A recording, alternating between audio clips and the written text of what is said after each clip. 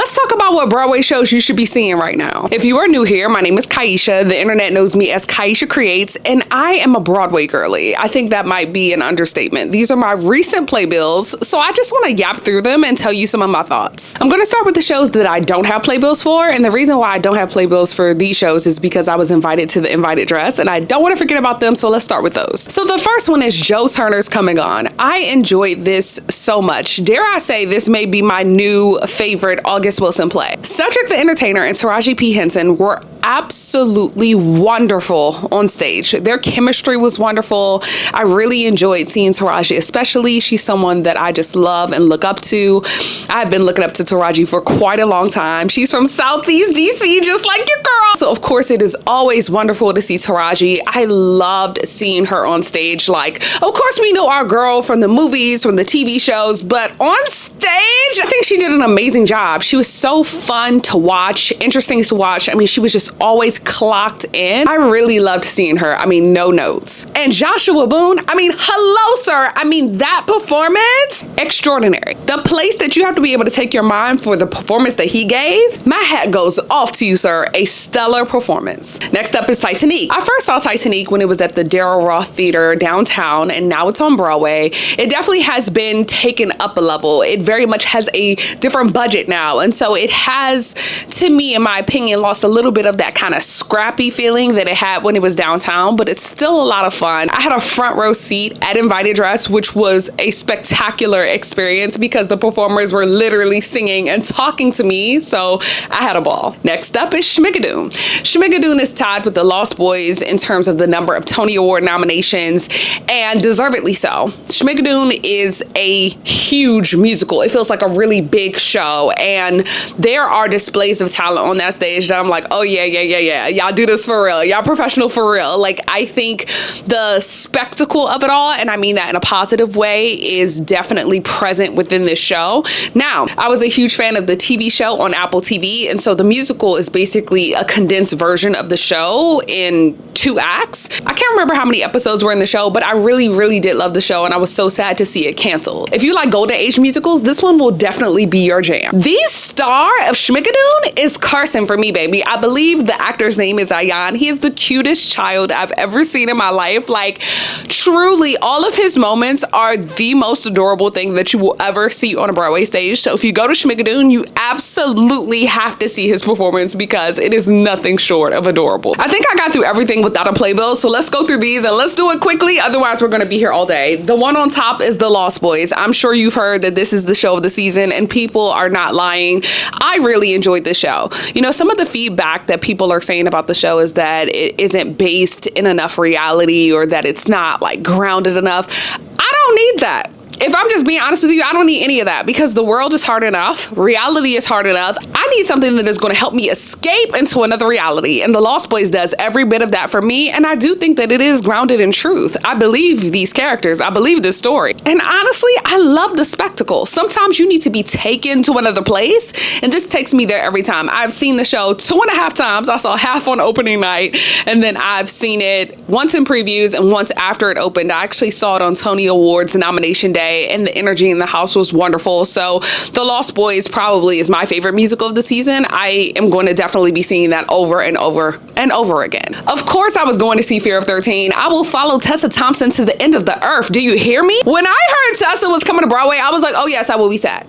I will be sad. I love Tessa Thompson down, and I really enjoyed this play. This play did make me sad. I was kind of like, oh, I had that kind of feeling as I was watching it because it is based off of a documentary, and ultimately it is based off of a true story. And so it just brings up a lot of the realities of incarceration in this country, and I think it's an important story, and I thought it was really well done. And of course, I went to see Beaches, Jessica Vosk. Duh. I think this is important for context. I had not read the book or seen the film, so I came in with no expectations about what this musical was going to be about. I have to be honest and say that I wasn't the biggest fan of the projections. I think that a lot more shows are utilizing those. It probably is a cost-saving mechanism, and I understand, but I love it when people build me a set. Build me a set. Make it extravagant. I need it. So I wasn't the biggest fan of the projections, but I will say that Jessica Vosk deserves everything and more. I want to see Jessica leading more Broadway shows. Listen, baby. John Bertha, hello. Listen, I was so happy to see him on Broadway as well. I'm a huge fan of the Bear. And these two obviously star opposite one another in The Bear, which is one of my favorite shows.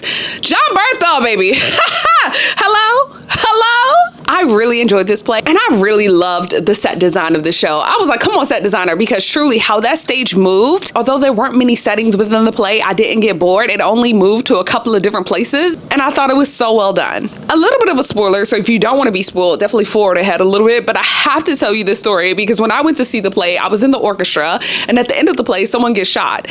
And when that actor gets shot in the play, like, y'all, the blood got on my clothes, literally got on my clothes, got on my face, got on my hand. I was like, not me being in immersive theater right now. So if you happen to sit up close, watch out for that. Honey, I love Mexodus Down. I had the chance to see it when it was at the Audible Theater. It is now at the Daryl Roth Theater. I love this show so much. There are two incredible artists who wrote and are starring in this show, Brian and Nigel. They are live looping throughout the show. This one is one you definitely cannot miss. And you thought I was gonna miss seeing these icons, and of course Carrie Young, gonna follow her to the end of the earth as well. I really enjoyed this play. I have a personal relationship with this play because it is a play that I read when I was in conservatory, and a couple of these scenes I worked on, so I just love this play so much. And I also really love the set design. I'm like, is this a set design season for Broadway? Are we really just saying set design, here we come? I also just really enjoyed how they lit up the house that is the primary setting for the play. I thought that that was so beautifully, it was simple but well executed. I have not seen the movie, and I think I need to see it because I did not have context going in, which is honestly how I like to see musicals, but I think I need context. There were so many people at the performance that I went to who were clearly like Rocky Horror super fans, so I had a good time with them because they were living, but I think I need context about what this whole thing is. I mean, there were some really impressive performances in the show, but I need to go back. This is technically not a part of this Broadway season, but Maya Rudolph was on Broadway. I said, on my way, honey. Maya is so hilarious. We know this, but she is absolutely hysterical in this. So if you can see her before she leaves the show, I highly recommend it. Also, this was my first time seeing Oh Mary. My childhood crushes on Broadway. Of course I'm going. Wow, this one definitely made me feel a lot of things. I was sad. I felt joy. I laughed. Wow, I made a whole video about this on Instagram and TikTok. So if you want to check that out, it'll get more into detail. But Daniel is truly such a wonderful actor. I enjoy him as a human being. Like, to watch him engage with the audience in the way that he does in this show was so refreshing because I feel like he's actually, I don't know him personally. I mean, I would love to know him personally, but like, I feel like he's such a down-to-earth human, and that really came out in his performance as, I guess, the narrator in the show. This is a show that I feel like you can probably see multiple times. It was just announced today that my queen Tracy Ellis Ross is about to be in this, so clearly I'm going back, but I really did enjoy Daniel, and this is one I definitely think that is worth seeing. Listen, honey, listen. Okay, where do I even begin? I do not know where to even start. Let me just give you a little background. So me and Jeremy Jordan, right? I fell in love with him last year after seeing Philly Collins. Somehow I was not on the Jeremy Jordan train. I don't know how that's possible, but somehow I wasn't. But I just came on board. Do you hear me? I love Jeremy Down. When I tell you, he was so lovable, just charming, like zero notes. This is the perfect show for him. Like, literally, I'm like, okay, fine, I will eat my heart out. Like, I just literally, like, he looks like he is having an amazing time. I enjoyed this performance so much. I want to see Jeremy in everything forever and always. In case you thought I was lying about loving the Lost Boys, here are 2 more playbills. I'll be going again. Now, wait a second. I got a $99 ticket for the orchestra. I randomly ran down to the theater to see if I could buy a ticket, and I got a seat on row F, and these folks were singing the roof off that theater. I am probably the most excited for Nicholas Christopher. I have been following him for a while. I really enjoy him as an entertainer. I think that he is one of the most dynamic performers of our generation. Listen, I saw that man, I will never forget, I saw that man in Jelly's Last Jam at New York City Center a week after I had seen him go on for Sweeney and Sweeney Todd. God, those roles are not even close to being the same. You hear me? Like, those are very, very different characters. And then I saw him in Little Shop of Horrors, and now I've seen him in Chess. And in my humble opinion, give Nicholas Christopher every award imaginable because he deserves it. He's an incredible, incredible performer. I just realized that I don't have a playbill for Ragtime, and I think it's because it is somewhere in my playbill collection. I have not seen Ragtime this year. I did see it last year, which I really enjoyed because Joshua Henry, hello, like, I don't even want to pick because both Joshua Henry and Nicholas Christopher are nominated in the same category, and they both are giving incredible, stellar, amazing, flawless performances.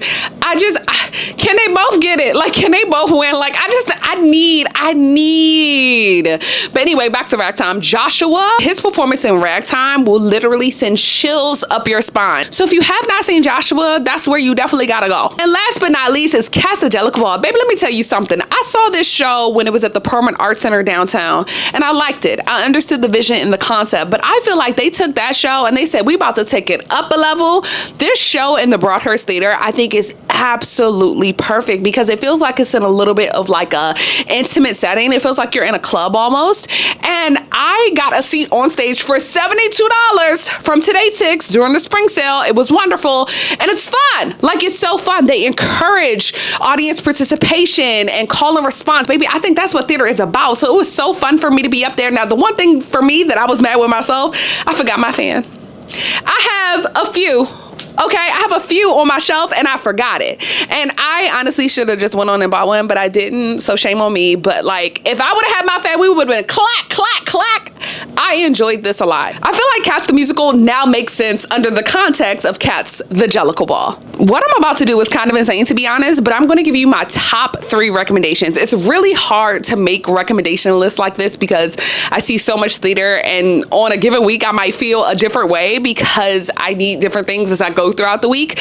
But I'm going to try to give you my top 3 recommendations if you were to choose 3 from this video to go and see. So the first one that I'm going to give you is Joe Turner's Come and Gone. I really, really enjoyed that play. That is probably my favorite play of the season. So I would say definitely go and see that.